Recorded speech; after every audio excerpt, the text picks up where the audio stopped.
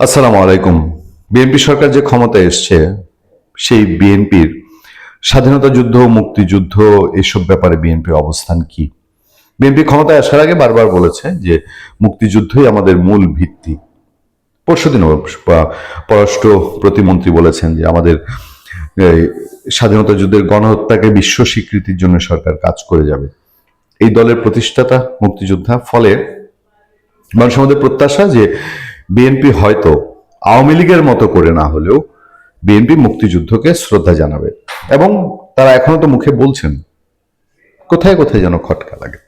খটকা লাগে কোথায় জানেন? ধরেন জামাত এবং জামাতের পৃষ্ঠপোষকতায় জামাত সমর্থকরা ডক্টর ইউনূস সরকার মানে জামাত সরকার, সেই সরকারে বাংলাদেশের মুক্তিযুদ্ধের যত বড় বড় স্থাপনা, স্মৃতিস্তম্ভ আছে, এক স্মৃতিসৌধ ছাড়া বাকি সব ধুলায় মিশিয়ে দিয়েছে। বহু মুক্তিযুদ্ধের স্মারক, দেয়াল দেয়াল লিখন বা স্থাপনা ছিল, ভাস্কর্য ছিল, যেগুলোতে আওয়ামী লীগের নামগন্ধ ছিল না। ইভেন বঙ্গবন্ধু শেখ মুজিবুর রহমানের কোনো প্রতিকৃতি ছিল না।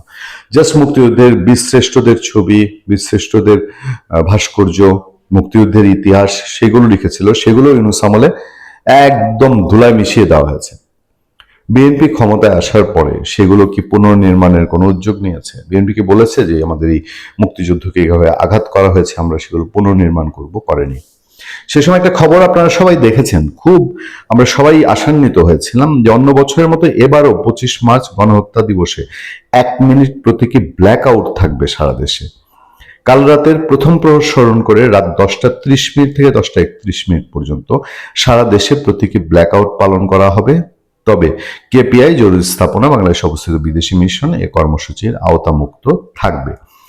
সরকারের এক তথ্য বিবরণীতে এই কর্মসূচি পালনের নির্দেশনা দেওয়া হয়েছে। সরকারের তথ্য বিবরণীতে এই কর্মসূচি পালনের নির্দেশনা দেওয়া হয়েছিল। আগামী 25 মার্চ সারা দেশে রাত 10টা 30 থেকে 10টা 31 মিনিট পর্যন্ত 1 মিনিটের প্রতীকী ব্ল্যাক আউট পালন করা হবে বিশেষ স্থাপনা বাদ দিয়ে। তারপর কি হলো? কি হলো তারপরে? এই কি হলোর উত্তর কোথাও কি খুঁজে পাওয়া যাবে? তারপরে ঘটনাটা কোথায়, কোথাকার জল কোথায় গড়ালো? বিএনপির ভেতরে গুপ্ত, বিএনপি বলে, বিএনপি নিজেরা বলে তাদের ভেতরে গুপ্ত আছে। বহু রাজনৈতিক আলোচক বলেন যে তারেক রহমান যে চেয়ারটায় আছেন তার আশেপাশে এমন কিছু লোকজনকে অলরেডি ঢুকে গিয়েছে যারা বাংলাদেশের ইমোশন বুঝে না, যারা মুক্তিযুদ্ধ বিরোধী ইমোশন সেই সব লালন করে। পরপর যে খবর, সেই খবরটা আবার যদি আপনারা পড়েন, আগামী 25 মার্চ রাতে গণহত্যা দিবসে 1 মিনিট প্রতীকী ব্ল্যাকআউট হবে না। যদি সোমবার সরকারি এক তথ্য বিবরণীতে জানানো হয়েছিল 1971 সালের 25 মার্চ কাল রাতের প্রথম প্রসারণ করে রাত 10টা 30 মিনিট থেকে 10টা 31 মিনিট পর্যন্ত সারা দেশে প্রতীকী ব্ল্যাকআউট পালন করা হবে। তবে কেপিআই জরুরি স্থাপনা বাংলাদেশে অবস্থিত বিদেশি মিশনে সম্বন্ধিত আওতামুক্ত থাকবে। 24 ঘন্টার মধ্যে কি হয়ে গেল? যারা সিদ্ধান্ত দিয়েছিলেন তারা কি ভুল সিদ্ধান্ত দিয়েছিলেন? এটা কি ভুল সিদ্ধান্ত? তারা কি কোনো না জেনে, তারা কি কারোর সঙ্গে আলাপ না করে দিয়েছিলেন? কিন্তু মঙ্গলবার রাতে মুক্তিযুদ্ধ বিষয়ক মন্ত্রণালয়ের জনসংযোগ কর্মকর্তা এম এ খায়ের সাংবাদিকের কাছে পাঠানো এক বার্তায় জানান 25 তারিখ রাতে 1 মিনিটের ব্ল্যাক আউট হবে না। তবে কেন পালন করা হবে না এ বিষয়ে তিনি বিস্তারিত কিছু জানান না।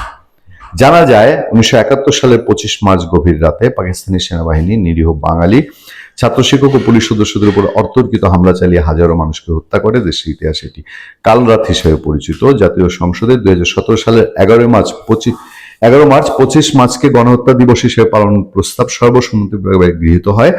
এরপর 20 মার্চ তখনকার আওয়ামী লীগ সরকারের মন্ত্রিসভা 25 মার্চকে গণহত্যা দিবস হিসেবে পালনের প্রস্তাব অনুমোদন করে।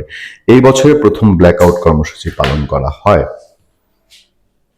আমি এইটা কারণ আমি মনে করতে চাই না, তবে এই যে আওয়ামী লীগ এই গণহত্যা দিবস অনুমোদন করেছিল এবং তারা ব্ল্যাকআউট পালন করেছিল, মানে আমরা কি এত হীনমন্যতায় থাকবো যে আওয়ামী লীগ ব্ল্যাকআউট দিয়ে 25 মার্চ পালন করেছে, এখন আমরা ব্ল্যাকআউট করব না, আমরা হোয়াইট আউট করবো আমাদের সেই শহীদদের স্মরণে, সেই পাকিস্তানি ঘৃণ্য তৎপরতার বিরুদ্ধে, তাদের অপশক্তির বিরুদ্ধে?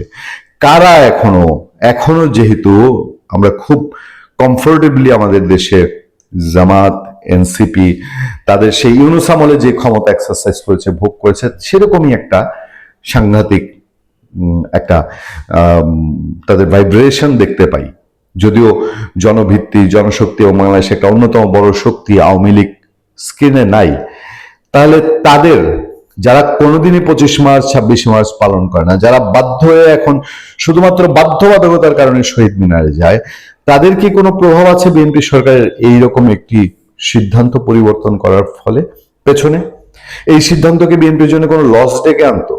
এই সিদ্ধান্তের জন্য তো বিদ্যুৎ 1 মিনিটের বাঁচতো, বিদ্যুৎ কমতো না। এই সিদ্ধান্তকে বাংলাদেশের মানুষ প্রত্যাখ্যান করেছিল না? এই সিদ্ধান্ত সারা বাংলাদেশের 16 কোটি মানুষ মন প্রাণ দিয়ে আন্তরিকভাবে এটা বাস্তবায়ন করে যে আমার দেশের লাখো শহীদদের স্মরণে এবং পাকিস্তানি সেই বর্বরতার বিরুদ্ধে আমাদের এই ব্ল্যাকআউট সারা বিশ্ব দেখুক, নাকি সেই যাদের আতে ঘায়ে লেগেছে, যারা পাকিস্তানকে ভাই ভাই করে, যারা পাকিস্তানের চাচাতো ভাই হিসেবে কোলে উঠতে চায়, শিশু হয়ে থাকতে চায় পাকিস্তানের কাছে, পাকিস্তান আমার বাবার মতো ভাই, এরকম কিছু সম্পর্ক আছে না?